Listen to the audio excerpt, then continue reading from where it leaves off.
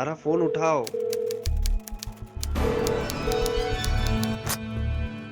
जरा सा झगड़ा क्या हो जाता है, फोन नहीं उठाती है।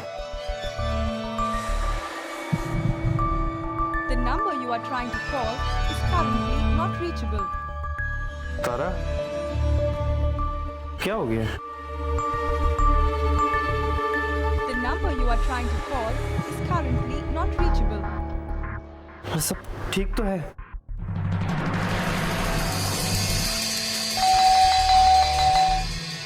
तारा, तारा,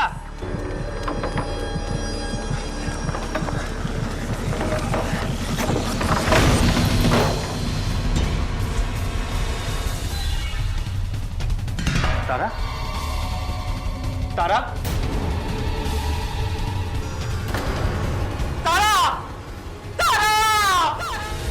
दोस्तों देखा आपने, एक इंसान अपनी बीवी से फोन पर बात ना हो पाने की वजह से किस कदर परेशान था। दोस्तों ये अक्सर सबके साथ होता है, आपके साथ भी और हमारे साथ भी। हमारे घर पर हमारी माँ, बहन, बीवी अक्सर हमें ये कहती हैं कि आप जहाँ जा रहे हैं वहाँ पहुँचकर हमें एक फ़ोन कर दें, ताकि वो टेंशन फ्री हो जाए, उन्हें ये पता चल जाए कि हम जहाँ जा रहे हैं वहाँ सही सलामत पहुँच चुके हैं। लेकिन अगर ये सोचिए कि आप जहाँ जा रहे हैं वहाँ पहुँचकर आपने घर पर फ़ोन किया और आपके घर पर किसी ने फ़ोन नहीं उठाया, तो दोस्तों पति ऑफिस पहुँचकर अपनी बीवी को फ़ोन करने लगा ताकि वो उसे ये बता सके कि वो ऑफिस सही सलामत पहुँच चुका है, ताकि उसकी बीवी टेंशन फ्री हो जाए। लेकिन फोन करने पर जब उसकी बीवी ने फोन नहीं उठाया तो टेंशन तो पति को ही हो गई। नमस्कार दोस्तों, मैं कुणाल सिंह राजपूत एक बार फिर से आप सभी का आपके ही पसंदीदा शो प्यार में सावधान की हमारी इस कहानी नोटबंदी में स्वागत करता हूँ। आइए इंस्पेक्टर साहब, ये देखिए रमाकांत और उनकी बीवी। चलिए बाहर जाइए आप लोग, चलिए। इंस्पेक्टर साहब, ये देखिए मेरी पत्नी को किसी ने मार दिया। मिस्टर रमाकांत, हम आपका दुख समझ सकते हैं। जो कुछ हुआ हम उसे बदल तो नहीं सकते, लेकिन जिसने भी ये किया है वो जरूर पकड़ा जाएगा। सर ये बटन मिला। बटन? हाँ सर, और ये देखिए इसमें हल्का सा धागा भी लगा हुआ है। इसका मतलब साफ है कि ये किसी चीना झपटी या जोर जबरदस्ती में टूटा है सर। तुम एकदम ठीक बोल रहे हो। क्या ये तुम्हारा बटन है? जी नहीं साहब, ये हमारा बटन नहीं है। तो किसका हो सकता है, बता सकते हैं? साहब ये तो आम बटन है। अगर कोई खास किस्म का बटन होता तो भी शायद याद आता कि हाँ फला आदमी ऐसे बटन लगा के घूमता है। मतलब तुम्हारा नहीं है? जी नहीं साहब, मेरा नहीं। अच्छा ये बताइए, आपको किसी पे शक है जो आपकी पत्नी के साथ ऐसा कर सकता है? हमें किसी पर शक नहीं है इंस्पेक्टर साहब, और शक करे भी तो किस पर करे। हमें तो अभी अभी इस शहर में आए हुए कुछ ही दिन हुए। लाश की हालत देखकर लगता है किसी ने इसकी गला दबाकर हत्या की है। गला दबाकर हत्या तो सिर्फ दो लोग ही कर सकते हैं, या तो कोई उनका नजदीकी हो या तो कोई अपना। पर तुम्हारे मुताबिक तुम तो इस शहर में नए नए आए हो, तो इसकी हत्या कौन कर सकता है? इतना नजदीक तो कोई हो नहीं सकता। इसका मतलब इनका मर्डर किसी अपने ने ही किया है। मगर यहाँ तो हमारा कोई अपना भी नहीं है। तो कोई ऐसा जिसे आपकी पत्नी अपना मानती हो? ऐसा तो मेरी नजर में कोई नहीं। आपकी नजर की नहीं, आपकी पत्नी की नजर की बात कर रहा हूँ। अगर ऐसा होता तो वो मुझे जरूर बताती। हमारी पत्नी हमसे कुछ नहीं छुपाती थी साहब। कमाल है, ना कोई तुम्हारा यहाँ पे है ना तुम्हारी पत्नी का यहाँ पे है। जरूरी नहीं है वो इसी शहर का हो सकता है। हो सकता है जहाँ से तुम आए हो वहां से पीछा करता हुआ तुम्हारा दुश्मन यहाँ तक आ गया हो और आपकी पत्नी का। क्या बात करते हैं इंस्पेक्टर साहब, हमारी और हमारी बीवी का दूर दूर तक किसी से कोई दुश्मनी नहीं थी। अगर दुश्मनी नहीं तो ये दुश्मन कहाँ से पैदा हो गया जिसने तुम्हारी पत्नी की हत्या कर दी हो? तुम ऑफिस कितने बजे गए थे? सवेरे 9 बजे। इसका मतलब हत्यारा तुम्हारे जाने के बाद तुम्हारे घर पे आया होगा। तब तो कंपाउंड के वॉचमैन ने जरूर किसी न किसी को तुम्हारे घर की तरफ आते हुए देखा होगा। सविता, लाश को पोस्टमार्टम के लिए भेजने का बंदोबस्त करो। आओ यादव मेरे साथ। Yes sir.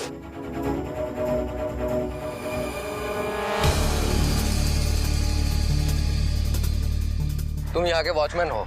हाँ साहब। अब रमाकांत जी के घर की तरफ किसी अनजान आदमी को आते जाते हुए देखा है? नहीं साहब, हमने रमाकांत जी के घर की तरफ किसी को जाते नहीं देखा। तो आते हुए देखा होगा?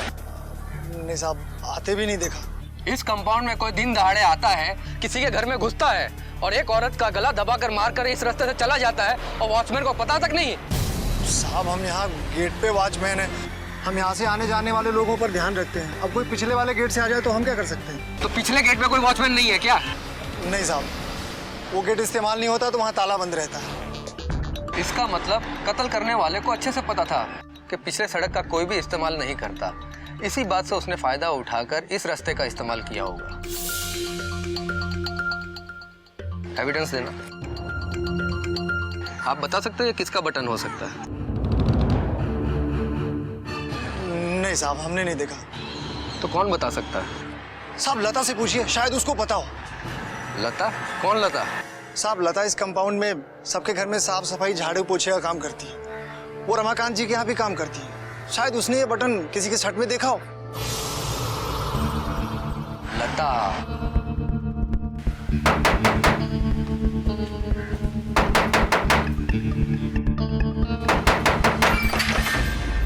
अरे इंस्पेक्टर साहब आप?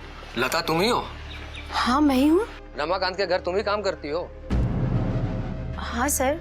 रमाकांत क्या, मैं तो कई घरों में काम करती हूँ। बता सकती हो तुम रमाकांत के घर कितने बजे काम करने गई थी? वही रोज के टाइम पे, पर मैडम ने दरवाजा नहीं खोला। मैंने इतना बेल मारा, लेकिन उन्होंने दरवाजा खोला ही नहीं। फिर मैं थक के पांडे जी के घर चली गई। क्या करती, कब तक उनके दरवाजे पे खड़े होकर अपना सर फोड़ती। मुझे मालूम पड़ गया आज सर और मैम का झगड़ा हुआ है और मैडम दरवाजा नहीं खोलने वाली है। तो उन दोनों के बीच में झगड़ा भी होता था? होता था, अरे जम के झगड़ा होता था साहब। दोनों में हाथापाई भी होती थी। क्यों? देखिए साहब, उनकी शादी को 7 साल हो चुके थे, पर उन्हें कोई बच्चा नहीं था। बस इसी बात को लेके दोनों एक दूसरे को दोष देते थे और झगड़ते थे। कहीं ऐसा तो नहीं रमाकांत ने अपनी बीवी की हत्या कर दी हो सकता है सर। हे भगवान, मैडम की हत्या हो गई? कब? हाँ, आज 12 बजे से पहले। हे भगवान, इसीलिए उन्होंने दरवाजा नहीं खोला था। क्या तुम्हें लगता है रमाकांत अपनी बीवी की हत्या कर सकता है? लगता तो नहीं साहब, पर आदमी का क्या भरोसा, गुस्से में वो कुछ भी कर सकता है। जब तुम रमाकांत के घर गई थी तो उन्होंने दरवाजा तो नहीं खोला, लेकिन जब तुम वहां से वापस आ रही थी तब तुम्हें ऐसा लगा कि कोई अनहोनी हुई हो, या फिर किसी ऐसे शख्स को देखा हो जिसे देख के तुम्हें ऐसा लग रहा हो कि ये यहाँ क्या कर रहा है? दोपहर के 12 बजे कौन मिलता है साहब? बच्चे लोग स्कूल चले जाते हैं और साहब लोग अपने ऑफिस, मैडम लोग रहती हैं अपने घर में या टीवी में बिजी हो जाती हैं। दोपहर के 12 बजे तो हम जैसे लोग ही घर घर घूमते हैं। तुम्हारे मुताबिक ना तो कोई रमाकांत के घर की तरफ आया ना तो कोई गया। यादव, बटन देना। लीजिए सर। इस बटन को पहचानती हो? ये तो किसी आदमी के शर्ट का बटन है साहब। हाँ, वो तो हमें भी पता है, लेकिन याद करके बताओ ये किसका बटन हो सकता है?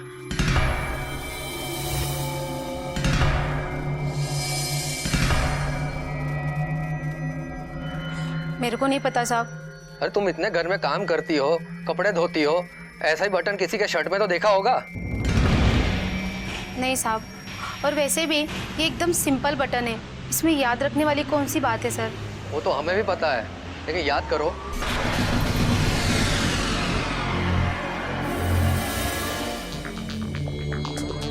अभी तो कुछ नहीं याद आ रहा साहब। ठीक है, जब तुम्हें याद आ जाए तो हमें बता देना। अब तुम जाओ। जी साहब। मेरी एक बात समझ नहीं आती, रमाकांत के घर पे ना कोई आया ना कोई गया, तो फिर मिसेस रमाकांत की गला दबाकर हत्या की किसने?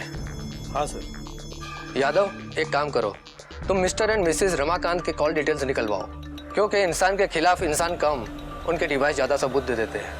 Yes sir. Sir mister Ramakant सही कह रहे हैं सर। जब से वे इस शहर में रहने के लिए आए हैं तब से सिवाय अपनी बीवी और अपने ऑफिस के बॉस के अलावा किसी तीसरे पर्सन को उन्होंने कॉल नहीं किया सर। हाँ, जब से वे इस कंपाउंड में रहने के लिए आए हैं तब से कंपाउंड के बगल वाली चाय की दुकान वाले को उनकी बीवी ने एक ही दिन में 3 से 4 बार कॉल किया था सर। चाय वाले को? जी हाँ सर।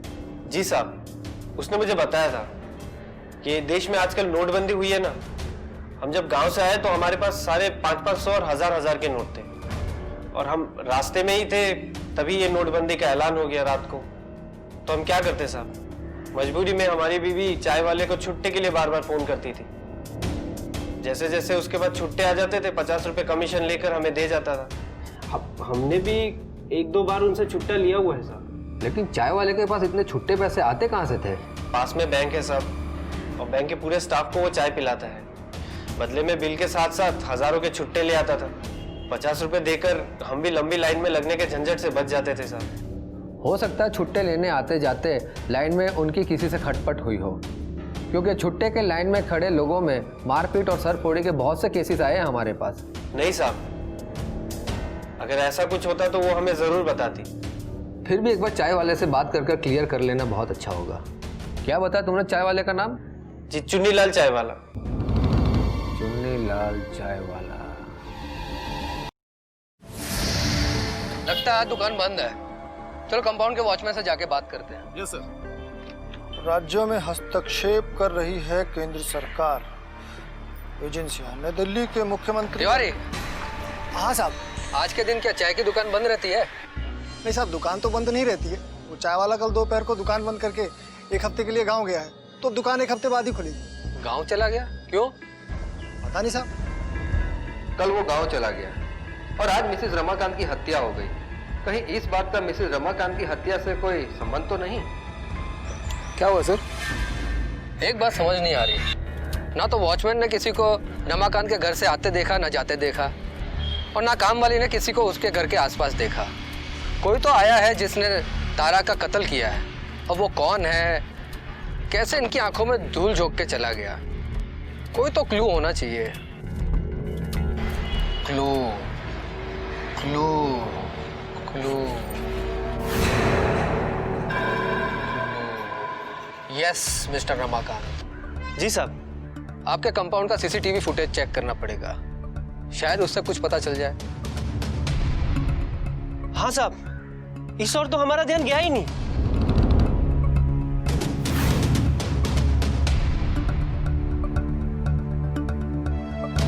अरे ये तो तारा है ना, आपकी बीवी? जी हाँ साहब।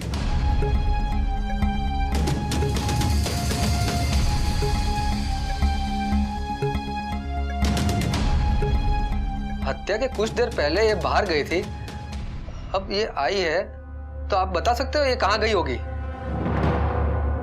जी नहीं साहब। ये कहाँ गई होगी कुछ तो अंदाजा लगा सकते हो ना तुम? जी नहीं साहब। तो ये सवाल अपने आप में बड़ा रहस्यमय है। कत्ल के थोड़ी देर पहले ये बाहर से आई है, तो सवाल ये उठता है कि वो हत्या से पहले कहाँ गई थी? आपने देखा ना वो कैसे सज सवर कर गई थी। अरे ये तो तुम्हारे घर में काम करने वाली बाई है ना, लता? हाँ साहब। ये तुम्हारे घर की तरफ क्या करने जा रही है?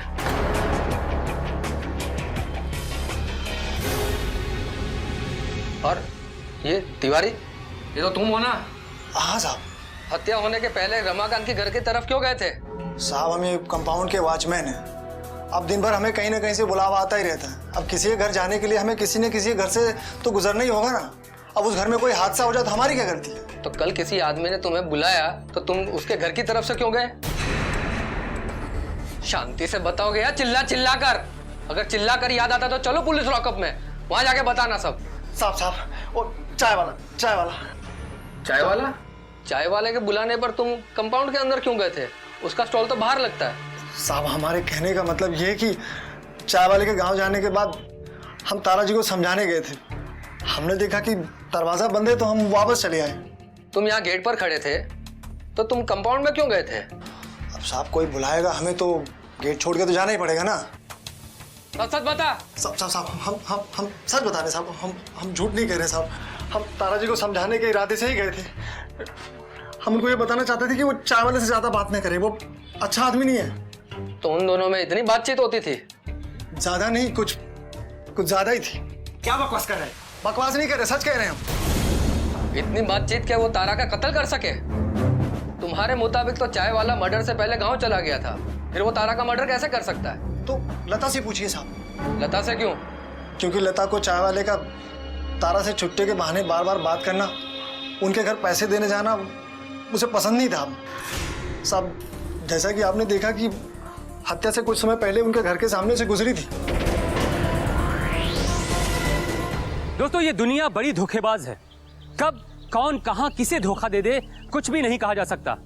सास बहू की जान ले लेती है, बेटा माँ बाप की हत्या कर देता है, एक भाई अपने भाई के भविष्य की कल्पना किए बिना उसकी जायदाद हड़प लेता है। तो हमारी इस कहानी में तो कोई भी एक दूसरे का सगा नहीं था, तो वो किसी के भविष्य की चिंता क्यों करते। लेकिन इतना तो तय था कि इनमें से ही किसी ने तारा की हत्या की थी। पर किसने? पुलिस के सामने एक एक करके 4 सस्पेक्ट आ चुके थे। पहला तारा का पति रमाकांत, दूसरा काम वाली लता, तीसरा वॉचमैन तिवारी और चौथा खुद चाय वाला। तो क्या इन चारों में से ही किसी एक ने तारा की हत्या की या फिर चारों ने मिलकर तारा की हत्या की? दोस्तों, इस धोखेबाज दुनिया में कुछ भी नहीं कहा जा सकता। हाँ, मुझे वो तारा मैम का उस चाय वाले से छुट्टी के बहाना या किसी भी बहाने से बात करना पसंद नहीं था। तो इसलिए तुमने उसको मार दिया? मैं क्यों मारूंगी साहब उनको? मैं तो बस वो चाय वाला जब गांव गया तो बस तारा मैम को समझाने गई थी। तो कल सुबह जब तुम उनके घर काम के लिए गई थी तब क्यों नहीं समझाया था? इसका सीधा मतलब है कि तुमने उसका खून किया है। नहीं साहब, मैंने उनका खून नहीं किया। जब मैं तारा मैम के घर गई तो उनका दरवाजा अंदर से बंद था। बहुत टाइम मैंने खटखटाया, जब कोई जवाब नहीं आया तो मैं वहाँ से चली आई। उसके बाद? उसके बाद क्या साहब? उसके बाद तो आप ही से पता चला ना कि तारा मैम का मर्डर हो गया है। तुम सच कह रही हो? अगर बाद में कुछ भी झूठ निकला तो फिर मैं तुम्हारे औरत होने का लिहाज नहीं करूंगा। मैं सच कह रही हूँ साहब, एक एक शब्द सच बोल रही हूँ।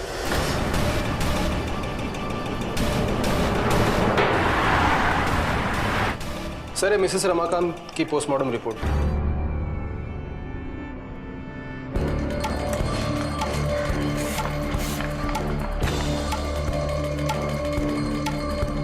ये क्या? मरने से पहले उसके साथ सेक्स किया गया? इसका मतलब उसका मर्डर रेप की वजह से तो नहीं हुआ? हो सकता है सर, क्योंकि मिस्टर रमाकांत के बयान के मुताबिक उसके घर से कुछ भी चोरी नहीं हुआ। मतलब case murder after the rape का लगता है सर। तारा का कॉल डिटेल्स देना। जी हाँ सर। सविता लेकर आओ।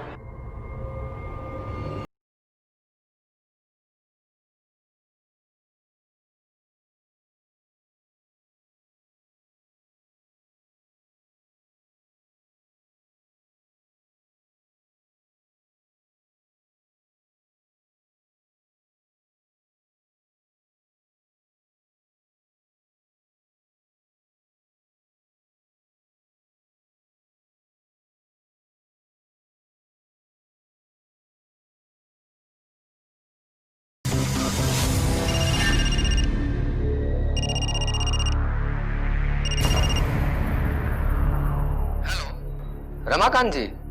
हाँ इंस्पेक्टर साहब। मैं आपको एक नंबर बोलता हूँ, जरा ध्यान से सुनिए। जी। 9323। जी नहीं इंस्पेक्टर साहब, ये नंबर हम नहीं पहचानते। देखो, जब से मोबाइल आ गया है तब से लोगों ने नंबर को याद करना छोड़ दिया है। तुम एक बार फोन करके तो देखो। अगर तुम्हारी बीवी ने इस नंबर पे कई बार फोन किया है तो ये नंबर आपके मोबाइल में जरूर सेव होगा। एक बार डायल करके देखो, अगर सेव होगा तो डायल किया हुआ नंबर अपने आप आ जाएगा। जी जी इंस्पेक्टर साहब, मैं डायल करके देखता हूँ। 9323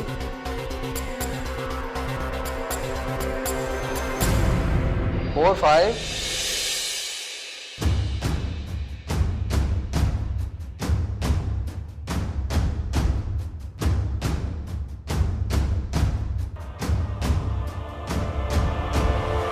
देखा इंस्पेक्टर साहब, मैंने कहा था इस नंबर को मैं नहीं पहचानता। ओके यादव, मोबाइल कंपनी में फोन करके पूछो ये नंबर किसका है। मैंने पता लगाया सर, ये नंबर किसी धनिया के नाम से रजिस्टर्ड है। धनिया? Hello hello sir. सर ये नाम हमने सुना है। इतनी देर से कह रहे थे मैं इस नंबर को नहीं जानता, अब तुम बोल रहे हो मैंने इसका नाम सुना है। हाँ इंस्पेक्टर साहब, ये नाम मैंने चाय वाले के मुंह से सुना है। ये उसकी पत्नी का नाम है। चाय वाले की बीवी? हाँ साहब। तो उसे तुम्हारी बीवी क्यों फोन करती थी? वो तो पता नहीं साहब। अब मेरी समझ में आ रहा है कि आपकी बीवी का उसकी बीवी को फोन करना जरूर उसके हत्या के राज से जुड़ा हुआ है। मगर वो राज है क्या?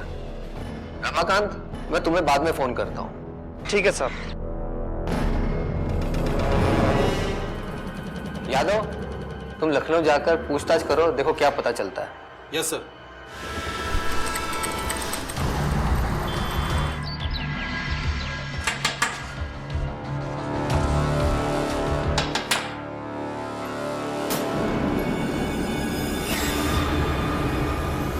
जी साहब, कुछ हुआ है का? आपका नाम धनिया है? हाँ, हमारा ही नाम धनिया है। तारा मिश्रा को जानती हैं आप? तारा मिश्रा? नहीं, हम तो कोनो तारा मिश्रा को नहीं जानते। तो फिर तुम्हें उसका फोन क्यों आता है? और एक बार नहीं कई बार तुम्हें उसका फोन आ चुका है। अच्छा, वो औरत की बात कर रहे हैं जो हमको बार बार फोन करके गाली देती है, लेकिन हमको लगा कि वो कोनो पागल वागल होगी, लेकिन अभी 2 दिन से उसका कोई फोन वोन नहीं आया हमको। फोन कैसे आएगा?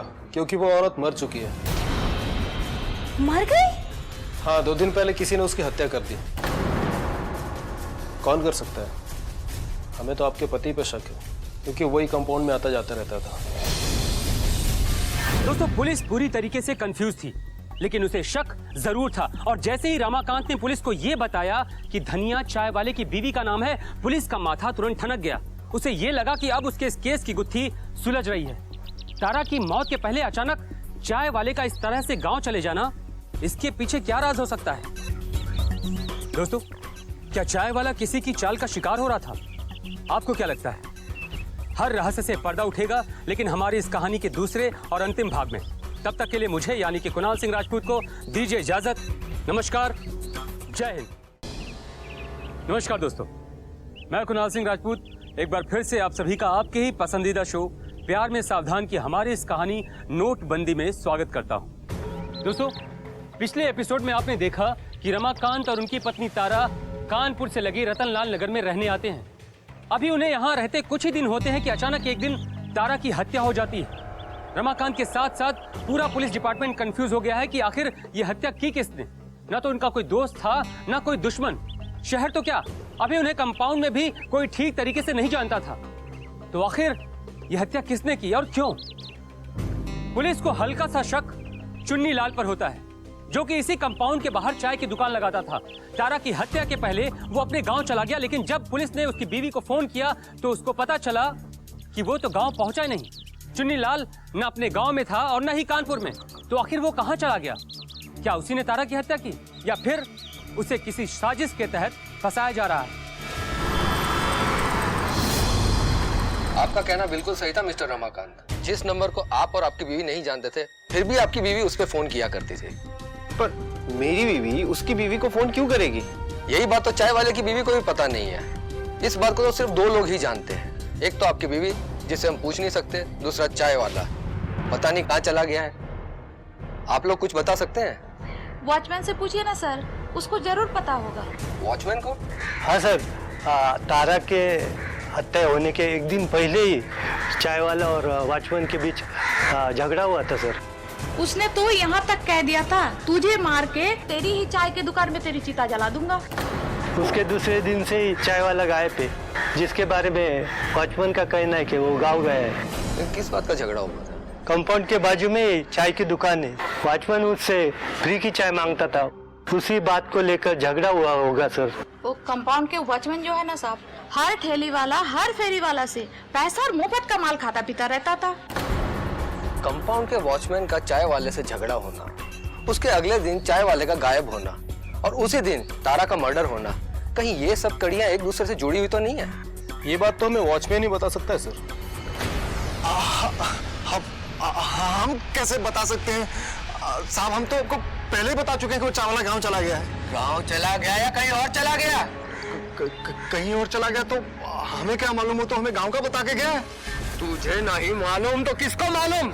पूरे कंपाउंड वालों को पता कि तुम दोनों के बीच में झगड़ा हुआ था और तुम दोनों ने एक दूसरे को मार देने की धमकी तक दी थी, और तुम उस धमकी में कामयाब हो गए हो। तुमने ही तारा का रेप करके मर्डर किया है। ये क्या कह रहे साहब? हमने किसी का रेप और मर्डर नहीं किया है। फिर झूठ? हम सच कह रहे साहब। साहब, रेप का तो पता नहीं, लेकिन अगर कोई मर्डर कर सकता ना तो लता कर सकती है। लता क्यों? क्योंकि लता और चाय वाले का चक्कर था। पता क्यों चाय वाले का तारा से बात करना फूटी आंख में नहीं सुहाता था।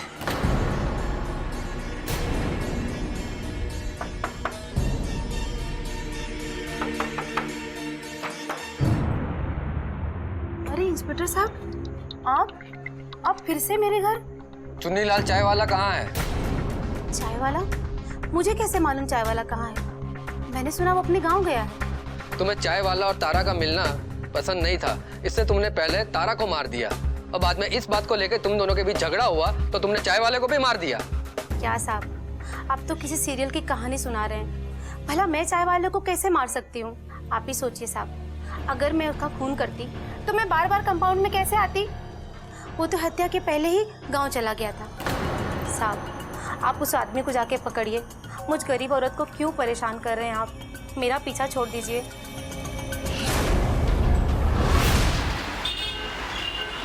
तारा का रेप हुआ है, उसका कत्ल किसी आदमी ने ही किया है। या तो उसका पति हो सकता है या तो वॉचमैन, जिसे इन झमेलों में ज्यादा ही इंटरेस्ट था, या तो फिर वो चाय वाला जिसका वॉचमैन से झगड़ा हुआ था। उसके दूसरे दिन ही वो गांव चला गया, लेकिन वो गांव पहुंचा नहीं। अब समझ में नहीं आ रहा है कि वो कहां गया है। सबकी बातें सुनकर तो ऐसा लगता है कि चाय वाला ही हमारी मदद कर सकता है, लेकिन चाय वाला गया कहां? हाँ सर, ये चाय वाले की फोन लोकेशन डिटेल है।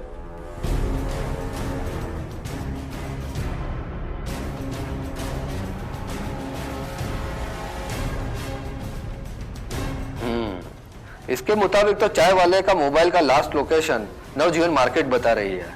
उसके बाद उसका मोबाइल बंद हो गया। अगर वो गांव जाने के लिए निकला था तो उसकी मोबाइल की लोकेशन उसका गांव या लखनऊ दिखाना चाहिए था, नवजीवन मार्केट क्यों? हो सकता है सर वो गांव जाने के लिए तो निकला पर गांव गया नहीं, वो नवजीवन मार्केट चला गया। या फिर अगर उसके साथ कुछ बुरा हुआ तो बुरा करने वाले ने उससे नवजीवन मार्केट पहुंचा दिया। तुम्हारी बात सही है। अगर कोई उसे नवजीवन मार्केट ले गया होगा या वो खुद भी गया होगा तो दोनों ही सूरत में चाय वाले का नवजीवन मार्केट से कोई ना कोई कनेक्शन जरूर होगा। अगर उसका कनेक्शन नवजीवन मार्केट से होगा तो उसके दुकान में कुछ ना कुछ जरूर सबूत होगा।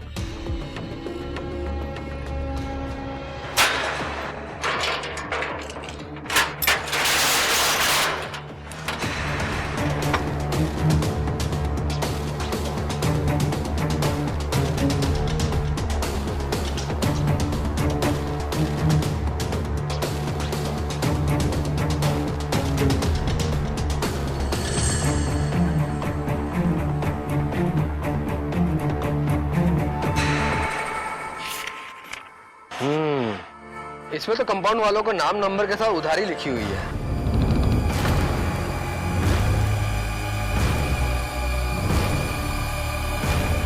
मिल गया। क्या सर? नवजीवन मार्केट का एड्रेस। ये वही जगह है जहां से चाय वाला थोक में चाय लेकर आता था। इसका सीधा सा मतलब है कि इस जगह से चाय वाले का घर जैसा रिलेशन हो गया होगा, और जिसका घर जैसा संबंध होता है वो उसको बुलाकर मार भी सकता है और उसके घर जाके छिप भी सकता है। अब दोनों में से संभावना कौन सी सच है ये तो वहीं जाकर पता चलेगा। Yes sir.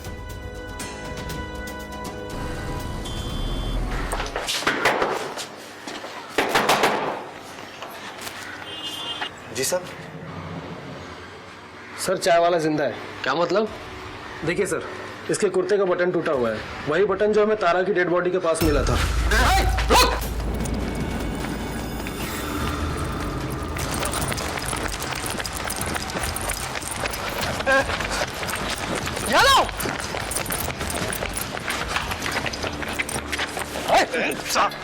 भाग लिया और हमें ही भगा दिया। चल पुलिस थाने चल। जुर्म कितना ही बड़ा क्यों ना हो, उसकी कड़ियां कितनी ही बिखरी क्यों ना हो, लेकिन कानून के हाथ उन कड़ियों को एक एक करके जोड़कर असली गुनहगार तक पहुंच ही जाती हैं। चुन्नीलाल जो कि तारा की हत्या के पहले अपने गांव चला गया था, पुलिस को पूरा शक था कि एक वही है जो इस केस के बारे में सही जानकारी दे सकता है। चुन्नीलाल कहां गायब था, किसी को कुछ भी पता नहीं था। यहां तक कि पुलिस चुन्नीलाल की तलाश में उसके गांव भी गई थी और वहां से उसे खाली हाथ ही वापस आना पड़ा। लेकिन पुलिस ने हार नहीं माना और अंत में उनकी जीत हुई जब चुन्नीलाल अपने गांव जाते समय नवजीवन मार्केट से पकड़ा गया। बता, तूने तारा मिश्रा का खून क्यों किया? साहब मैंने नहीं मारा साहब किसी को, मैंने कुछ नहीं किया साहब, मुझे माफ कर दो, मैंने किसी को नहीं मारा साहब, बेकसूर साहब। यादव, तुम इसे अपनी भाषा में समझाओ। Yes sir. तूने नहीं मारा? नहीं सर।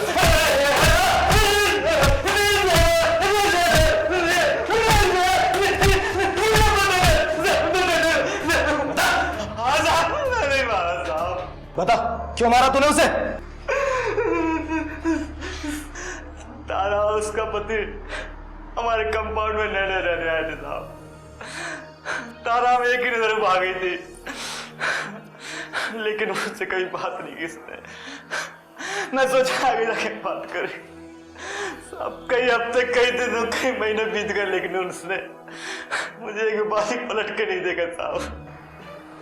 फिर साहब उसी बीच हमारे देश में नोटबंदी हुई थी साहब।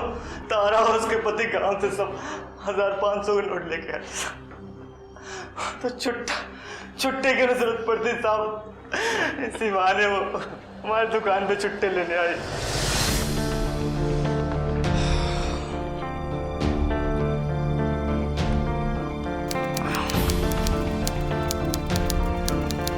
जी सुनिए। जी सुनिए, मैं आप ही से कह रही हूँ। हाँ मैडम जी बताइए, क्या चाहिए? चाय दें या फिर ऐसा कुछ? जी नहीं नहीं, हम यहाँ पर चाय पीने नहीं आए हैं। वो क्या है, हम इस अपार्टमेंट में नए नए शिफ्ट हुए हैं। हाँ मैम, मैं देखता हूँ आपको आते आते। जी जब हम गांव से निकले तो 1000 और 500 के नोट लेकर निकले थे, और अचानक से ही कल रात को नोटबंदी हो गई और हमारे यहाँ पे कोई अकाउंट नहीं। क्या आप हमें छुट्टा दे सकते हैं? अरे मैडम कैसी बात कर रही हैं, देंगे ना छुट्टा, देंगे आपको, जरूर छुट्टा देंगे हम। जी धन्यवाद। जी लीजिए। हाँ लाइए। जी छुट्टा दीजिए। अरे मैडम छुट्टा देंगे ना हम आपको, देंगे। अब अभी नहीं मैडम। पर अभी तो आपने कहा कि आप हमें छुट्टे देंगे। अरे मैडम जी हम देंगे छुट्टा आपको, आप परेशान मत हो। वो क्या है कि अभी सेल्समैन आया था ना, तो उसने सारे छुट्टे ले लिए। आप एक काम कीजिए, 15 मिनट रुक जाइए, 15 मिनट में आपको छुट्टा देता हूँ, ठीक है? 15 मिनट? पर 15 मिनट हम बैठेंगे कहाँ पर? अरे मैडम जी आपको क्यों बैठना, आप एक काम कीजिए, आप अपना नंबर दे दीजिए, मैं आपको फोन कर दूंगा, आप छुट्टा के ले जाना। अच्छा ठीक है, लिखिए 99 हाँ 299 299 00। हाँ जी धन्यवाद।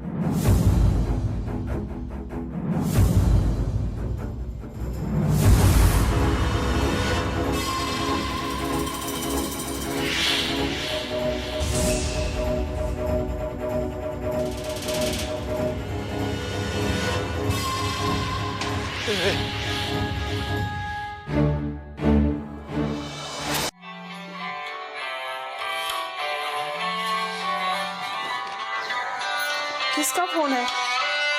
पतिदेव का तो हो नहीं सकता। हेलो मैडम जी। जी कौन? मैं बोल रहा हूँ चाय वाला। अरे मैडम जी वो क्या छुट्टा आ गया आपका, ले जाइए आप। क्या अभी हम घर ही पहुंचे और छुट्टा आ गया? अरे मैडम जी क्या हुआ कि आपके जाते ही ना सेल्समैन आ गया, तो मैंने छुट्टा ले लिया आपके लिए। आप जल्दी आ जाइए, छुट्टा ले जाइए। जी जी हम अभी आते हैं। भी आते हैं,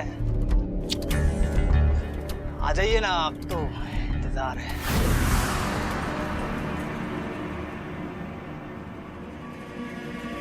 ये तो 300 रुपए हैं और हमने आपको 5000 रुपए दिए थे। अरे मैडम जी सेल्समैन के पास इतना ही थे, तो मैंने सोचा आपका काम चल जाएगा, आप रखो ना, काम चलाओ, हम और जुगाड़ करते ना कहीं से। जी धन्यवाद। ये मत वाली चाल कर गई हमरे दिल का हाल बेहाल।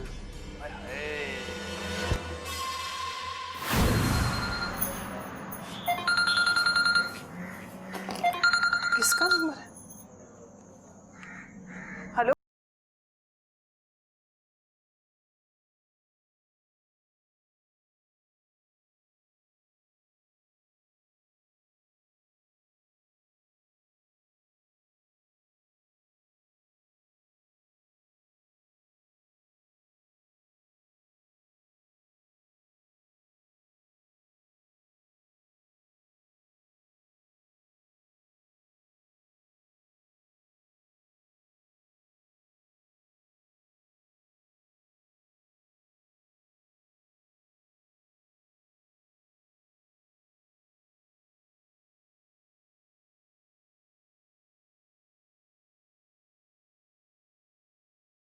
फिर से 300 रुपए? अरे मैडम जी, क्या हुआ कि वो सेल्स में इतना ही था, उसके बाद तो हमने सोचा आपका काम चल जाएगा। कमाल करते हैं आप, जरा जरा सी बात के लिए बुला लेते हैं। जब पूरा छुट्टा हो तब बुलाना था ना।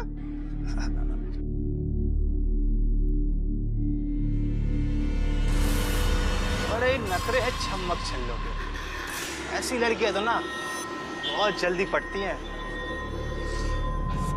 छुट्टे तो बहुत है मैडम जी।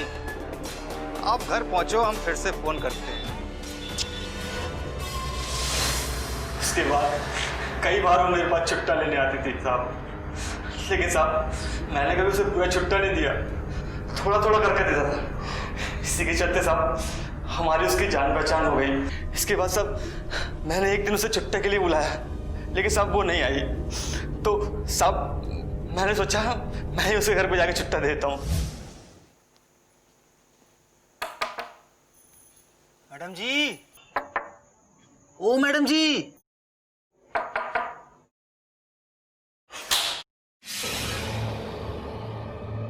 जी बोलिए। मैडम जी वो छुट्टा आ गए थे तो मैंने कहा आपको दे दूं। जी धन्यवाद। बदतमीज, तेरी हिम्मत कैसे मुझे हाथ लगाने की? निकल यहाँ से, वरना निकल।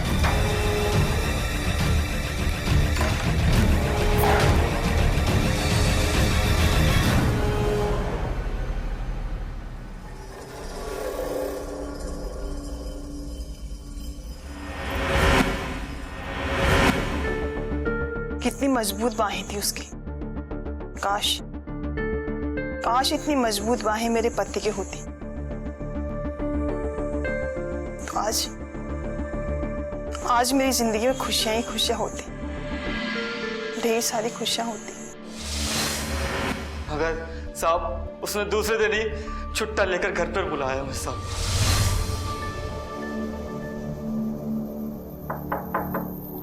मैडम जी, मैडम जी,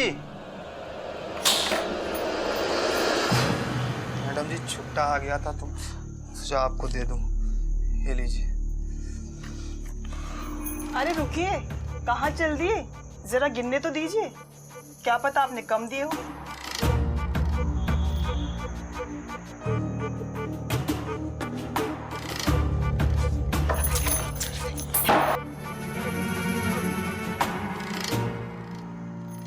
छुट्टा कम लग रहा है, बंधा दे दो। मैडम जी बंधा तो नहीं है मेरे पास।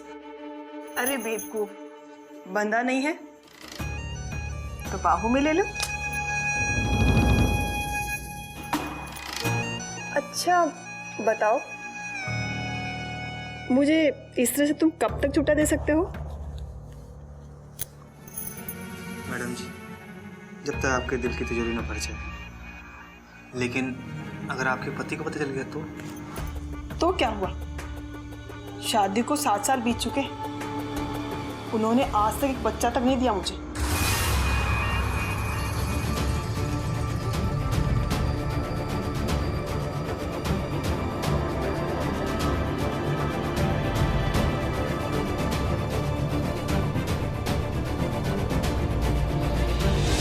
उसके बाद साहब हम लोग रोज छुप छुप के मिलने लगे साहब। हम लोगों के बीच पति पत्नी जैसा गहरा रिश्ता हो गया साहब। वो मुझे अपने पति से ज्यादा प्यार करती थी। फिर साहब एक दिन मैंने अपने गांव जाने के बारे में उसे बताया साहब। तो क्या क्या कहा डॉक्टर साहब आपने? मैं मां बनने वाली हूँ। Thank you so much doctor साहब, thank you so much. Chunnilal, तेरे प्यार में कितनी ताकत है जो रमाकांत के प्यार में नहीं। तूने मुझे मां बना दिया। मैं अभी फोन करके उसको खुशखबरी देती हूँ। अरे तुम, पता मैं तुमको ही फोन करने वाली थी और एक बहुत बड़ी खुशखबरी देने वाली थी। मुझे तो कुछ बताना है, सोचा फोन पे नहीं मिलकर बता देता हूँ और थोड़ा सा प्यार भी कर लेते हैं। अब प्यार तो हम जिंदगी भर करेंगे। अच्छा बताओ, तुम कुछ बताने वाले थे, बताओ ना। मैं कुछ दिन के लिए अपने गांव जा रहा हूँ। गांव? पर गांव क्यों? वहाँ मेरे बीवी हैं, बच्चे हैं, उनसे मिलने। बीबी, बच्चे, तुम शादीशुदा हो, उसके बाद मेरे साथ?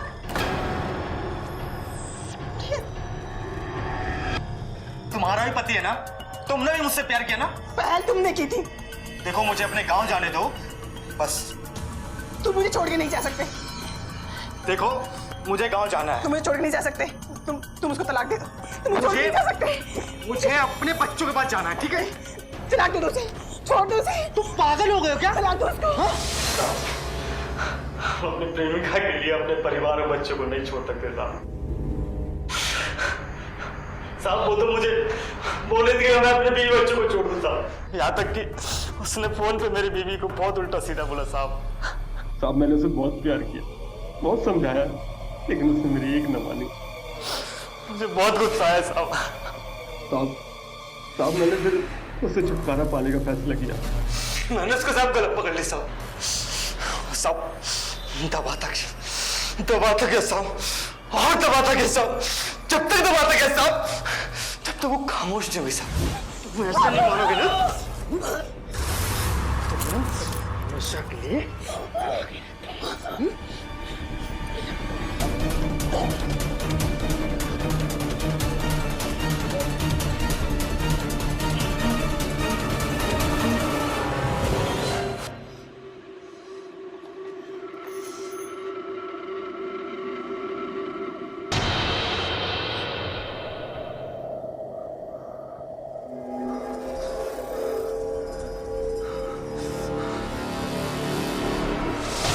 ऐसा घिनौना काम करते हुए तुम्हें शर्म नहीं आई? इसकी सजा तुम्हें कानून देगा और मैं पूरी कोशिश करूंगा कि तुम्हें फांसी हो।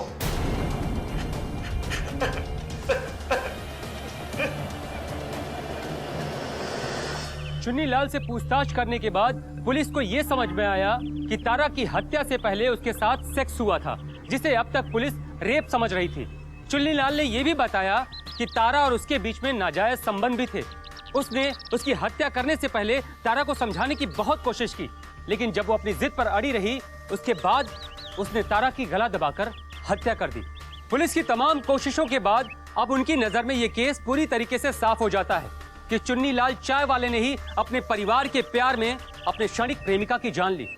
आखिर गलती किसकी थी, चुन्नी चाय वाले की या तारा मिश्रा की? दोनों ने ही एक दूसरे से प्यार किया था, पर गलती दोनों की ही थी। दोस्तों, इसीलिए कहते हैं कि प्यार जिंदगी है, प्यार बंदगी है। जिए प्यार में पर रहें प्यार में सावधान। इस कहानी में इतना ही। एक नई कहानी के साथ फिर से आपसे मुलाकात होगी। तब तक मुझे यानी कि कुणाल सिंह राजपूत को दीजिए इजाजत। नमस्कार, जय हिंद।